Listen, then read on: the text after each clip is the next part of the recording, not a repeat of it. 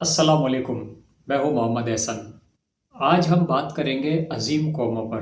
कैसे बनती हैं अजीम कौमें, और अजीम कौमें किसी भी मुल्क को तरक्की याफ्ता बनाने के लिए अपना क्या किरदार अदा कर सकती हैं। नाज़रीन, सबसे पहले तो ये याद रखें कि अजीम कौमें सिर्फ नारों से नहीं बनती, बल्कि ये बनती हैं रवैयों, कलेक्टिव सोच और निज़ाम से। जो भी कौमें आज उठी हैं, जिन्होंने भी आज तरक्की की है, उन्होंने अपने लिए रूल्स बना लिए थे। कुछ अपने लिए उन्होंने डिसिप्लिन्स बना लिए थे। जैसे मिसाल के तौर पर अगर मैं आज आपसे जापान की बात करूं, तो जहन के अंदर क्या आता है? जापान का नाम आते ही जहन के अंदर डिसिप्लिन आता है, नज़्म व ज़ब्त आता है, टेक्नोलॉजी आती है। इसी तरह अगर मैं आपके सामने तुर्की की बात करूं, तो जहन के अंदर क्या आता है? शुजात आता है, बहादुरी आती है, यूनिटी। इसके साथ साथ अगर मैं आपके सामने जर्मनी की बात करूं, तो क्या आता है? इंडस्ट्रियल एक्सीलेंस आता है। इसके साथ साथ अगर मैं आपके साथ में सिंगापुर की बात करूं, तो क्या आता है? फ़ौरन ज़हन के अंदर आता है कि भाई गवर्नेंस के अंदर एक्सीलेंस है। तो इसलिए अजीम कौमें हमेशा अपने लिए कोई ना कोई नज़्म व ज़ब्त को और अपने लिए कोई ना कोई रूल्स बना लेती हैं। आज मैं आपके साथ बात करने वाला हूँ 7 पॉइंट्स के ऊपर, जो कि मैं मुख्तसर आपको बयान कर दूंगा कि अगर ये चीज़ें हम अप्लाई कर दें अपनी ज़िंदगी के अंदर, तो हम भी अब एक अजीम कौम बन सकते हैं, हम भी तारीख के अंदर अपना नाम दर्ज करवा सकते हैं। नाज़रीन, पहले नंबर के ऊपर मेरा पॉइंट है तालीम, इल्म, तालीम और तरबियत। अजीम कौमें उस वक्त बनती हैं कि जब उनके अंदर तालीम हो, उनके अंदर तरबियत हो, क्वालिटी एजुकेशन हर तबके तक पहुँचे, जहाँ पर टीचर्स की इज़्ज़त हो, जहाँ पर ट्रेनिंग्स हों। नाज़रीन, हमारे यहाँ पर एक टर्म यूज़ की जाती है, दीनी इल्म और दुनियावी इल्म, जबकि ये सब बराबर हैं। जो भी हम इल्म हासिल करते हैं वो दीनी ही है। मिसाल के तौर पर अगर हम दुनिया की बात करें, तो दुनिया के अंदर जिस प्लेनेट अर्थ के ऊपर हम मौजूद हैं, यहाँ पर इतनी सारी चीज़ें हैं, तो उनके बारे में हम पढ़ते हैं। प्लांट्स हुए और दीगर इतनी सारी चीज़ें हैं, इंसानी जिस्म के बारे में हम लोग पढ़ते हैं। तो ये तमाम की तमाम चीज़ें भी अल्लाह ही ने बनाई है ना। तो इनका इल्म हासिल करना, आज आप देखें दुनिया में कैसी कैसी वैक्सीन्स बन रही हैं, कैसी कैसी इजादात हो रही हैं, तो ये सब इंसान की भलाई के लिए है। तो इसलिए याद रखें कि तालीम और तरबियत किसी भी कौम को अजीम बनाने के लिए बहुत ज़रूरी है। इसलिए तालीम सस्ती होनी चाहिए, क्वालिटी एजुकेशन होनी चाहिए, और टीचर्स को प्रमोट करना चाहिए, टीचर्स को इज़्ज़त देना चाहिए। क्योंकि याद रखिए कि अजीम कौमें नॉलेज बेस्ड इकोनॉमी होती है। तो इसलिए तालीम को कभी भी फरामोश नहीं किया जा सकता। तालीम को फ़रोग़ देने के लिए इसके ऊपर काम करना पड़ेगा, इसके ऊपर भारी इन्वेस्टमेंट करना होगी। दूसरे नंबर पर मेरा पॉइंट है डिसिप्लिन और वक्त की कदर। नाज़रीन, अजीम कौमों की एक ये निशानी भी होती है कि वहाँ के लोग अपना हर काम वक्त पर करने के आदी होते हैं। कभी भी अपना काम वक्त से हट कर नहीं करते और पाबंदी से हट कर नहीं करते। इसके साथ साथ उनके पब्लिक बिहेवियर के अंदर डिसिप्लिन नज़र आता है। उन्हें ये मालूम होता है कि सड़क के ऊपर किस तरीके से चलना है, सड़क के आदाब क्या हैं, रोड के आदाब क्या हैं, लोगों को किस तरीके से रास्ता देना है, किस तरीके से लोगों के लिए आसानियाँ पैदा करनी हैं। तो ये आप छोटी छोटी बातें ये माशरे के अंदर नज़र आती हैं। अगर हम बाहर के माशरे देखें ना, तो ये चीज़ें नज़र आती हैं। इसके साथ साथ ट्रैफिक रूल्स, किसी भी मुल्क की अगर अखलाकियात देखनी हो, तो उस मुल्क का ट्रैफिक का निज़ाम देख लो। तो नाज़रीन, अजीम कौमों की निशानी ये है कि वो लोग ट्रैफिक रूल्स से लेकर ऑफिस कल्चर तक, उनकी हर हर चीज़ में नज़्म व ज़ब्त नज़र आता है। किसी भी चीज़ में वो बेरारवी का शिकार नहीं होते। नाज़रीन, तीसरे नंबर के ऊपर मेरा पॉइंट है कि किसी भी मुल्क को कामयाब करने के लिए उस मुल्क के नौजवानों का बड़ा अहम किरदार होता है। और ये नौजवान ही होते हैं जिन्होंने आगे चल कर मुल्क की भागदौड़ को संभालना होता है, मुल्क को संभालना होता है। लेकिन सवाल ये है, उन नौजवानों को तैयार कैसे किया जाए? तो उन नौजवानों को तैयार करने के लिए उन्हें जदीद दौर के नए स्किल्स सिखाने होंगे, उन्हें जदीद दौर के अंदर कमाने के नए नए तरीके सिखाने होंगे, उन्हें कहीं ना कहीं किसी न किसी जगह पे खपाना होगा, उन्हें फारिग नहीं रहने दिया जाए।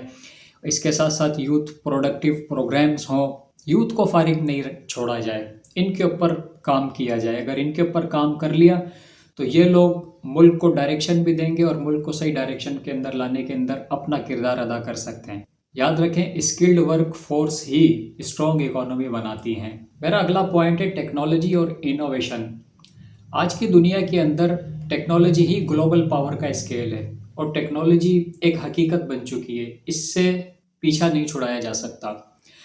اس لیے ناظرین ڈیجیٹل ٹرانسفارمیشن بہت زیادہ ملک کے اندر ضروری ہے، اور آپ یہ دیکھیں آج ٹیکنالوجی کے اندر کتنی ترقی ہو رہی ہے، آرٹیفیشیل انٹیلیجنس ہو، کوانٹم کمپیوٹنگ ہو، روبوٹکس ہو، ڈرون ٹیکنالوجی ہو، کیا کیا نہیں آ رہا۔ اس لیے ضروری ہے کہ ریسرچ اور ڈیولپمنٹ کے اوپر کام کیا جائے، ملک کے اندر ریسرچ سینٹرز بنائے جائیں، ڈیولپمنٹ سینٹرز بنائے جائیں جیسے دوسری دنیا کے اندر ہوتے ہیں، اور ہم لوگ بھی کچھ نہ کچھ ریسرچ کریں، کچھ نہ کچھ بنانے کی کوشش کریں۔ ایسا کیوں نہیں ہو سکتا کہ ہمارے پاس بھی اپنا خود کا ایک آرٹیفیشیل انٹیلیجنس کا سسٹم ہو، یا کوئی ایسا بڑا سافٹ ویئر ہو، یا کوئی نہ کوئی چیز ہم نے اپنی بنائی ہو جو کہ ہمیں پوری دنیا کے اندر عظیم کر دے۔ آپ دیکھیں کہ یہ جو ڈیپ سیک ہے آرٹیفیشیل کا ایک سسٹم ہے، یہ چائنا کے نے بنایا تھا اور وہ متاثر تھا چیٹ جی پی ٹی سے جو کہ ایک امریکہ کا سسٹم تھا، لیکن چائنا نے مٹھی بھر لوگوں کی مدد سے وہ آرٹیفیشیل انٹیلیجنس بنا لیا، اور وہ اس سے کئی گنا زیادہ کچھ چیزوں کے اندر اچھا کام کر رہا تھا۔ تو یہ سب کچھ ممکن صرف اور صرف ٹیکنالوجی سے ہوا۔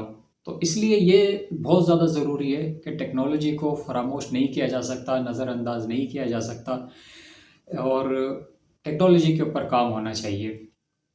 ناظرین میرا اگلا پوائنٹ ہے صحت اور ویلفیئر۔ ایک بات یاد رکھیں کہ ہیلدی نیشن برابر ہوتی ہے پروڈکٹیو نیشن کے۔ اگر نیشن ہیلدی ہوگی، صحت مند ہوگی، تو وہ ملک کے لیے کچھ نہ کچھ کنٹریبیوٹ کرنے کے بھی قابل ہوگی۔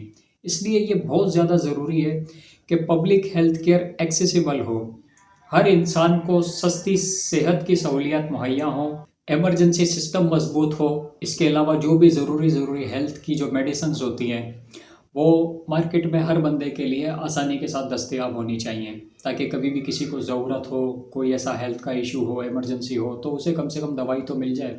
اکثر ایسا ہوتا ہے کہ دوائیاں بلیک میں چلی جاتی ہیں، مارکیٹ میں موجود ہوتی ہیں لیکن وہ کسی وجہ سے غائب کر دی جاتی ہے، تو ایسا نہیں ہونا چاہیے۔ دیکھیں اگر ملک کے اندر ہیلدی نیشن ہوگی جبھی تو وہ ملک کے لیے کچھ نہ کچھ کنٹریبیوٹ کر سکیں گے۔ تو صحت کا نظام اچھا ہونا چاہیے، سستا ہونا چاہیے اور کوالٹی والا ہونا چاہیے۔ ناظرین میرا اگلا پوائنٹ یہ ہے کہ سوشل رسپیکٹ اور ایکولیٹی، یعنی کہ اس کے اوپر تو میں بات ویسے بھی کرتا رہتا ہوں کہ ہر انسان کو عزت دی جائے، اور ویمن امپاورمنٹ کے اوپر بات ہونی چاہیے، مائنورٹیز کے حقوق کا خیال رکھنا چاہیے، کیونکہ اسی سے عظیم قومیں بنتی ہیں۔ آپ یہ دیکھیں کہ یہ جو عظیم معاشرے ہوتے ہیں، یہ جن کو ہم بہت زیادہ یاد کرتے ہیں، تو ان کے اندر چھوٹے چھوٹے ایتھکس ہوتے ہیں۔ یہ لوگ ایک دوسرے کو اسمائل پاس کرتے ہیں، یہ لوگ ایک دوسرے کو تھینکس کہنے کے عادی ہوتے ہیں، ویلکم کہنے کے عادی ہوتے ہیں، اور یہ لوگ ایک دوسرے سے خوفزدہ نہیں ہوتے، یہ لوگ ایک دوسرے کے کام آتے ہیں، ایک دوسرے کے ساتھ محبت کے ساتھ پیش آتے ہیں۔